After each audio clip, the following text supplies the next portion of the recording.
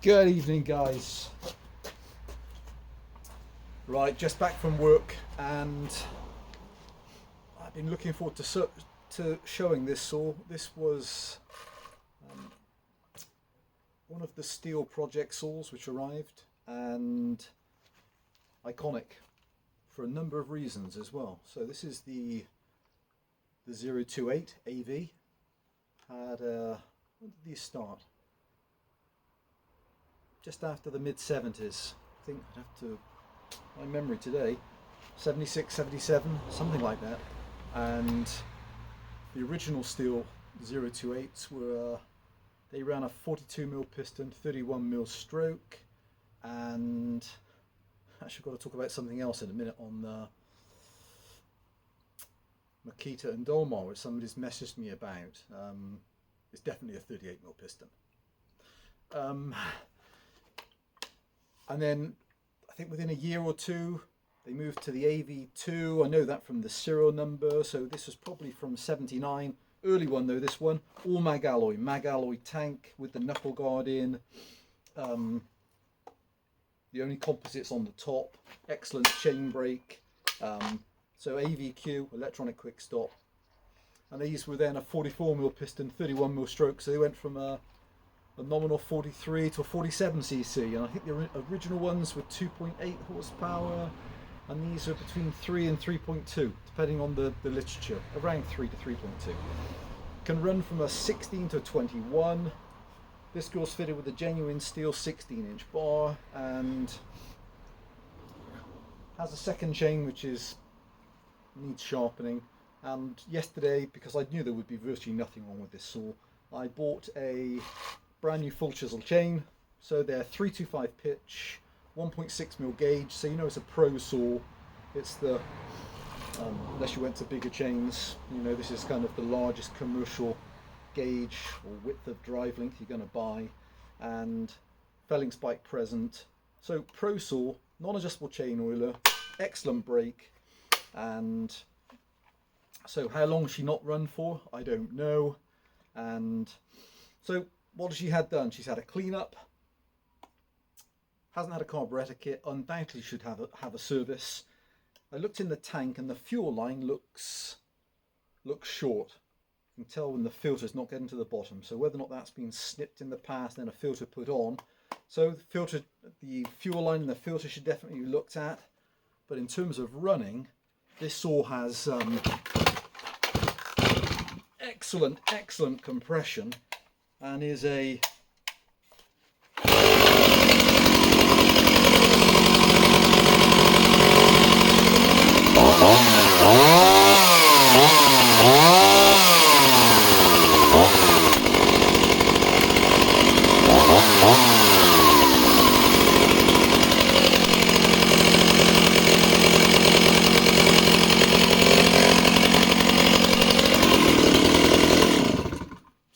starts beautifully, and I have no idea when this girl has last taken a cut, but so I was really keen to get back quick tonight.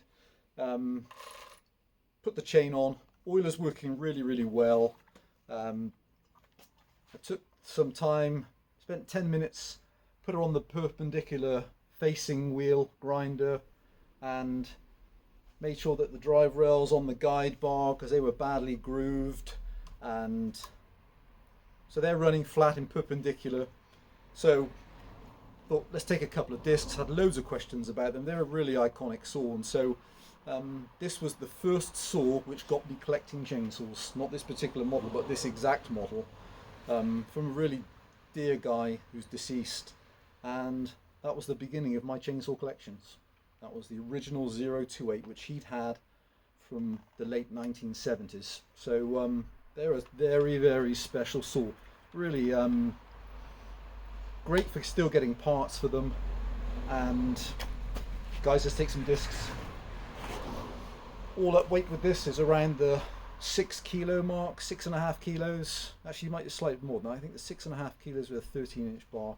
So breathing on 7 kilos, around 14 pounds, 14.5 pounds. Really manageable. Okay, we've got some 10 or 12-inch wood. We'll take a few discs. Hopefully that'll last for the rest of the questions. So hopefully I have two others, otherwise I would definitely keep this. Nothing broken on the saw I can see, just been hung and unused.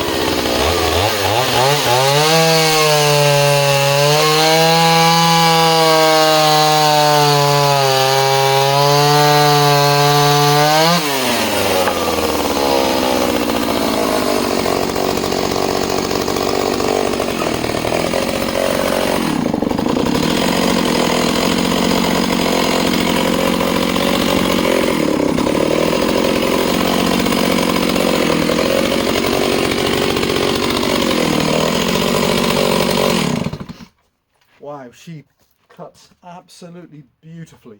So I think that tiny bit of hunting at the end there doesn't sound like she's bleeding air to me. Just sounds like she definitely wants a carburetor service, I would think.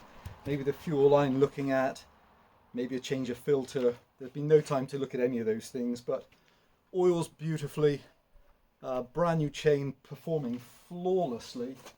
So what size was that we just went through there?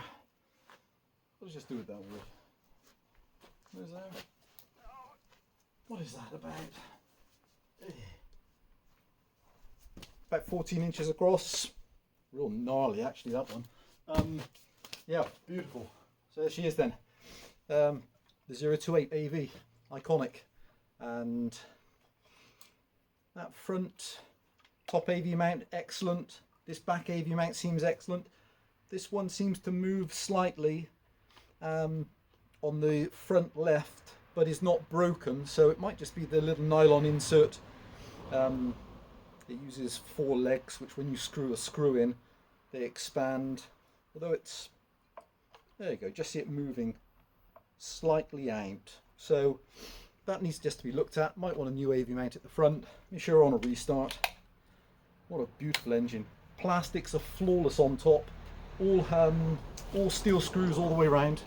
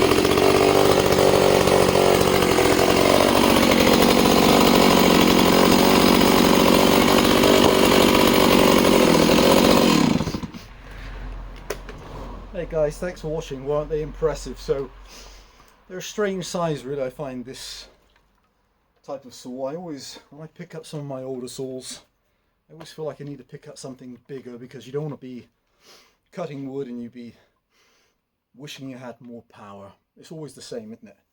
But there you go, these strike a great balance.